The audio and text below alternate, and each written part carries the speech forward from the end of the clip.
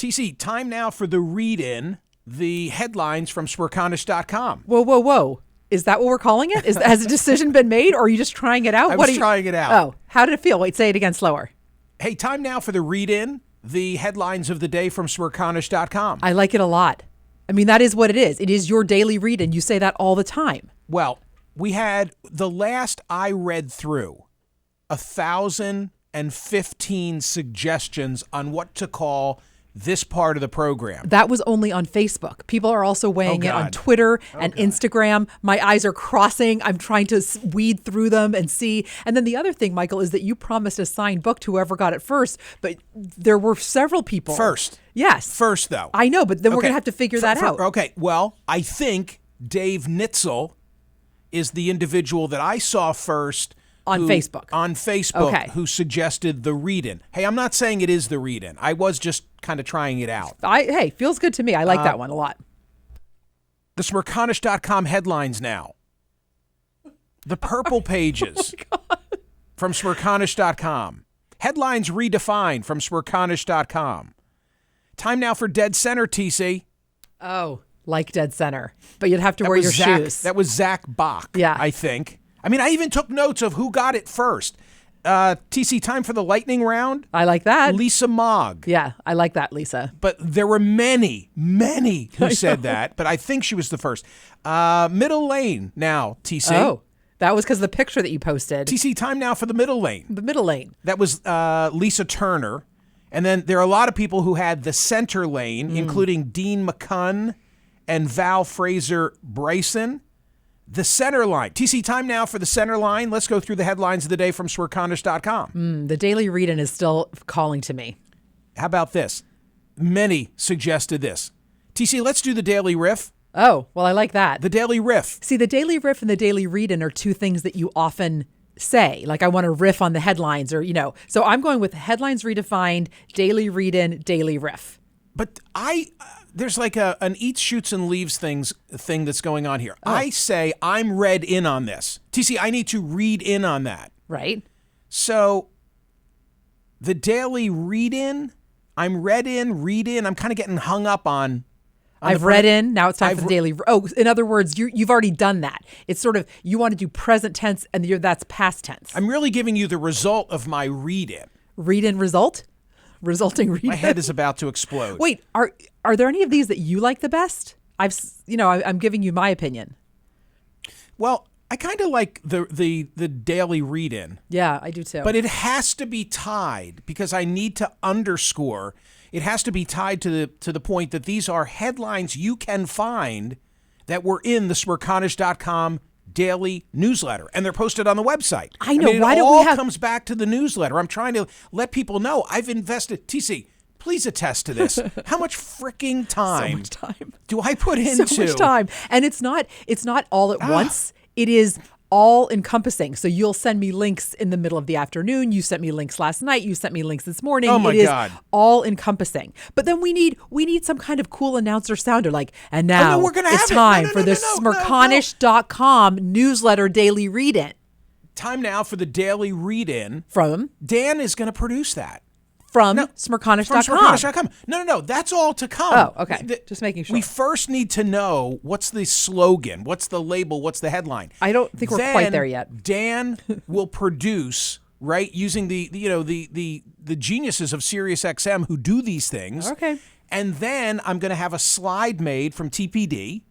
And then the boys over at Creative Outfit put the slide in the video presentation. Seriously, hey, these are all the steps. All of a sudden you have people. And then voila, like we launch it. Okay. That's what's going on here. I got news for you. We've already launched it. We have already launched it, and we like it. By the way, when you get to Smerconish.com today, there's so much going on. David Woolner is a senior fellow at the Roosevelt Institute, professor of history at Marist College, author of The Last 100 Days, FDR at War and at Peace, writing on the war in Ukraine and delving into what would FDR do. So here is this scholar who wrote a definitive book about the last 100 days of FDR, writing exclusively for Smerconish.com today on what would FDR do. Yesterday, Survey results, 10,059 votes cast. Should Poland transfer its MiG-29 fighter jets to Ukraine despite Russian warnings that it would be seen as a provocation?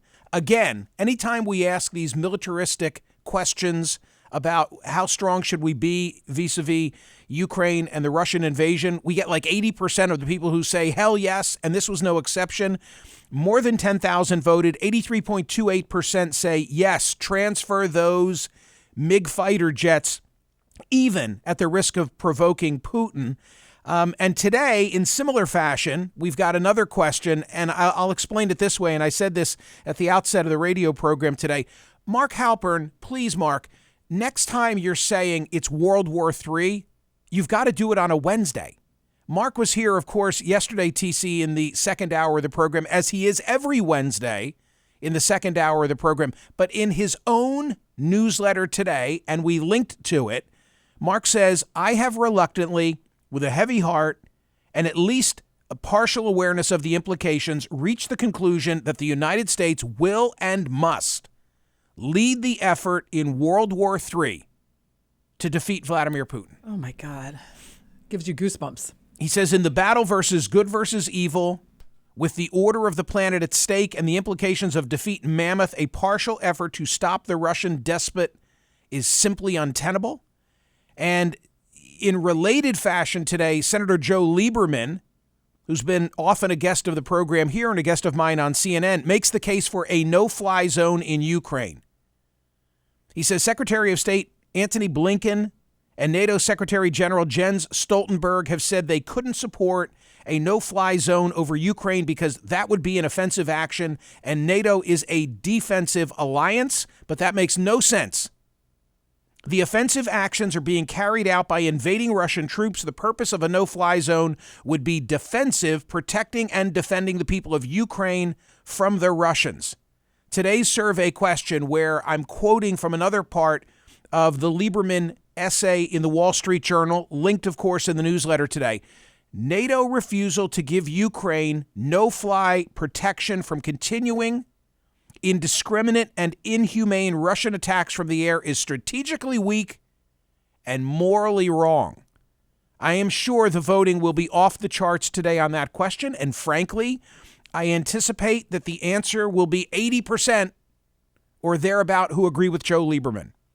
We talked yesterday about the potential transfer of the MiG fighters, which is not happening. Why isn't it happening? A lot of analysis on that issue. I went with the NBC coverage on that issue. And, you know, the thing that I can't wrap my head around is the tripwire.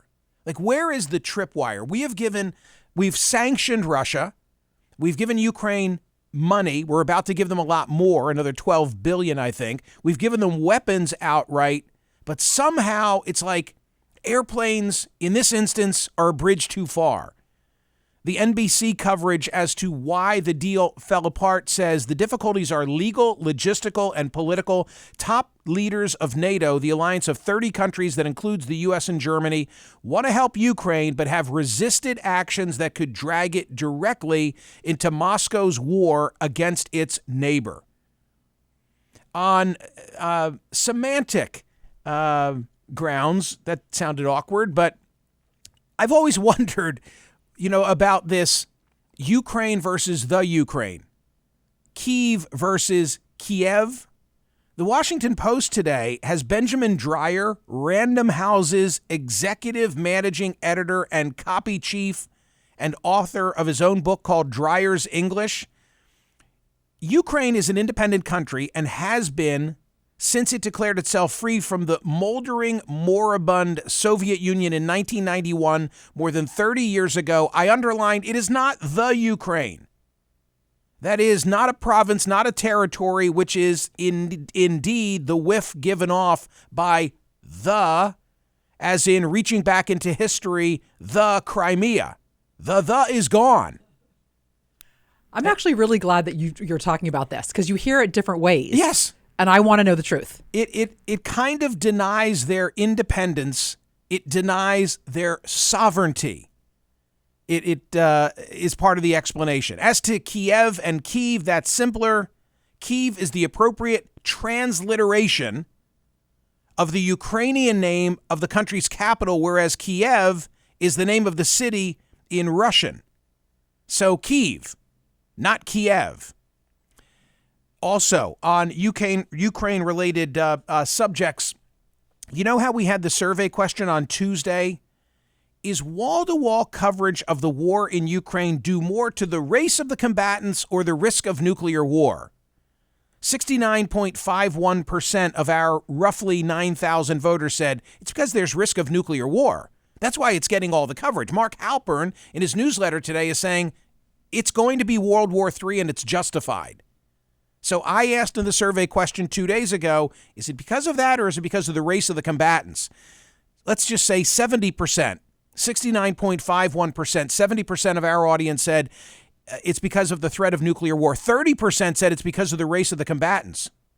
Joy Reid was on this case again, Mediaite, reporting that she told her audience the coverage of Ukraine has revealed a pretty radical disparity in how human Ukrainians look and feel to Western media compared to their browner and blacker counterparts, with some reporters using very telling comparisons in their analysis of the war.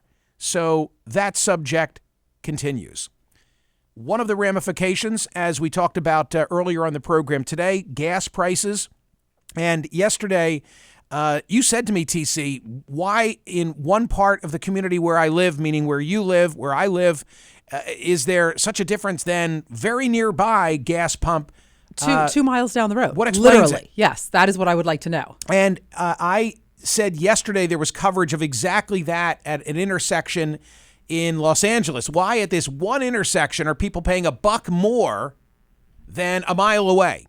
So the LA Times revisits that subject today. They went to Philip Dowse. I hope I'm pronouncing his name correctly. He's an energy marketing expert, managing partner at the pricing consultancy Simon Kucher.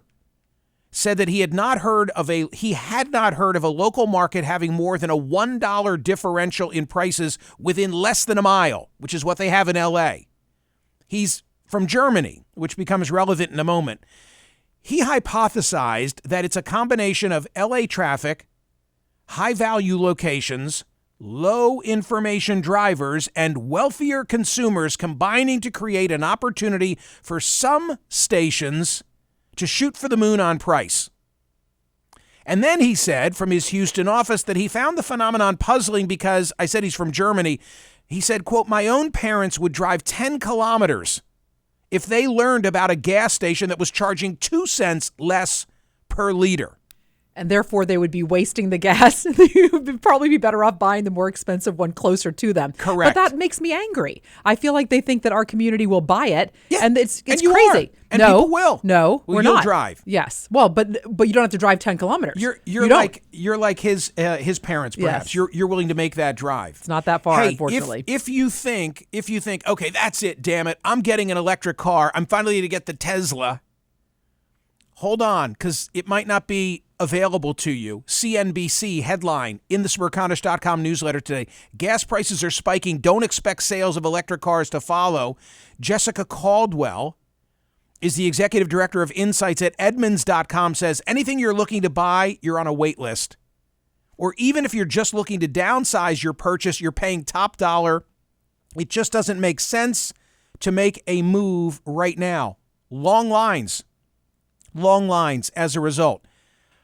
In other transportation news, Donald Trump, flying on a plane loaned to him by a donor, was flying from New Orleans to Florida on Saturday night. The plane traveled 75 miles, reached an altitude of 28,000 feet, and was forced to turn around after one of its engines failed. The private plane is a Dassault Falcon 900. That doesn't mean much to me. I can tell you this, it's a hell of a lot smaller than Air Force One was. Well, that is so scary. Why are we only finding out about this now? Probably because there's so much news. Probably I don't because know. I feel like that's big news. Oh, come the on. former president's plane had media conspiracy? No, I just is it because it was a private plane and therefore it wasn't common knowledge? I would think someone would have seen him or known, or obviously he had to switch planes at that point, right? Did you ever have I'm just surprised. Did you ever have? I mean, by the way, for people who don't remember, TC has flown solo. Well, right, but that was ages ago. I was 17. My father at 17. No, this is important. Oh. This is like a really cool insight into you. At age 17, you got in an airplane after having flight instruction and training. Well, that is true. I did have some instruction. And you took off all by myself. And you, at age 17, you flew solo and landed. That was in a Cessna 152. Like that's a little tiny plane. I don't care if it was the Wright brothers. So my father is a lifelong pilot. He was a glider, and he had got his gliding license at 14, got his power plane license at 16, has flown his entire life, teaches people. He still glides now. He's amazing. Well, he flies helicopters. Woody is the one who said he would not clear me to fly. He's an FAA, right? Because his real job is that he's a doctor, and so he's a retired surgeon who's an FAA examiner. But because of my periodic, can we bring it back to me? Because of my periodic ophthalmic migraines, I wanted to know if Woody would clear me, and the answer was no. Well, and also Woody would also like you to once a year. Know how to fly. Like once a year, I get a little bit bleary-eyed. No big deal. I'll get in a plane with you. I think it's amazing, TC. Why didn't you hang with it? Because I went to college. Okay, and then you finished college, we think. Okay, right, exactly. So now what? I maybe should go back to it. But my point is, I'm very comfortable with planes.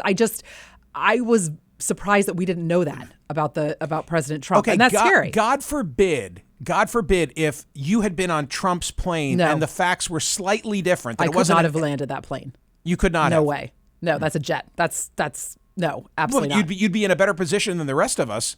Right. Well, I could maybe figure out how to talk to the tower, and the tower could have talked me through it. Yeah. That's the best I could do. Interesting. Good to know. Good to know. Okay. A series of stories. I just want to mention them quickly because they're on the website in the newsletter today, and they're related in a way that will become obvious.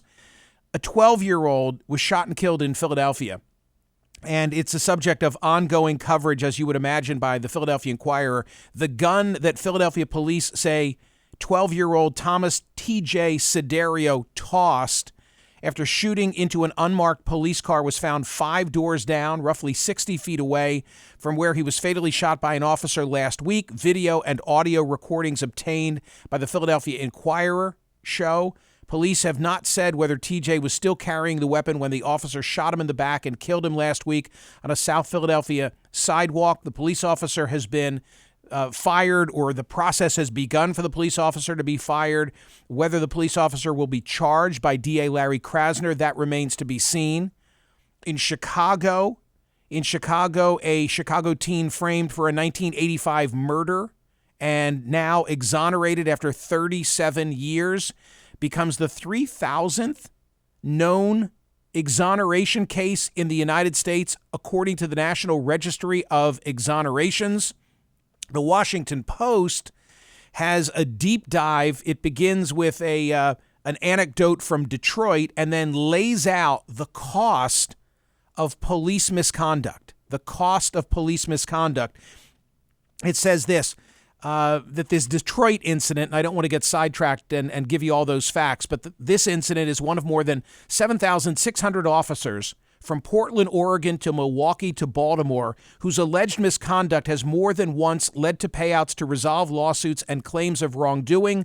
According to a Washington Post investigation, the Post collected data on nearly 40,000 payments at 25 of the nation's largest police and sheriff's departments within the last decade. How much has been spent to settle wrongful conduct on the part of police officers? Again, 25 of the nation's largest police and sheriff departments over a decade. That number would be $3.2 billion, according to the Washington Post. And finally, TC, it could be my favorite story of the day. Oh, let me ask you, do you still have, I know you had one on your front lawn for 6 months, but do you still have access to a storage unit?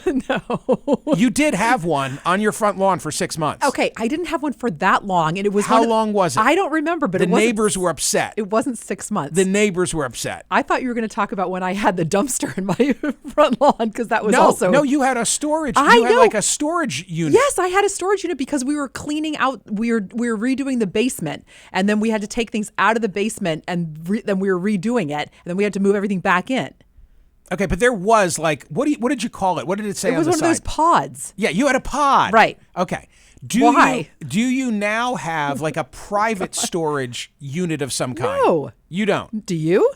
No, I do not. Okay, why are you asking me this? I KonMari'd. Right. I KonMari'd. But I mean, we got a lot of stuff that we got to get rid of. But okay, here's why I bring it up. This is from Axios, and read this again in today's newsletter. Register for the newsletter. We are filling our lives with so much junk that the U.S. now has more self-storage facilities than McDonald's, Wendy's, Burger King, Starbucks, and Walmart's combined. 50,000 storage complexes. And is it the kind of thing that you just put stuff in there and then you forget about it and you never ever use it again? Here's one that I can see is coming my way right now. You saw the Instagram picture of the big noggins? You mean your sweet baby Finn? Right. Yes. So the U.S. has three. I can see this coming at our place. Like I'm just seeing like toys and bassinets and cribs showing up again at our house. The U.S. has 3.1% of the world's kids. 3.1%. We buy 40% of the world's toys. Ooh. 40%. Yeah. So I can just see the onslaught coming to our place. I remember when we had that dumpster and I had to send, Emma was young, and I had to send her away to a friend's house because she kept saying, "You're throwing away my childhood." I was like, see ya. Well, let me just say this. When I KonMari'd, and it's an ongoing process for me, I didn't do it all in one shot, but it's true. I mean, the bumpers on this radio program, Dan's going to have a conniption because last night I was going through them again, line by line. I'm getting rid of and bringing in. No. But if it doesn't bring you joy, are the toys set it free. Are the toys bringing you joy? The toys are not bringing me joy. But you're not the only one that lives in the house. That is also true. Anyway, go KonMari. You'll feel better if you do, but don't throw it away. I say that loosely.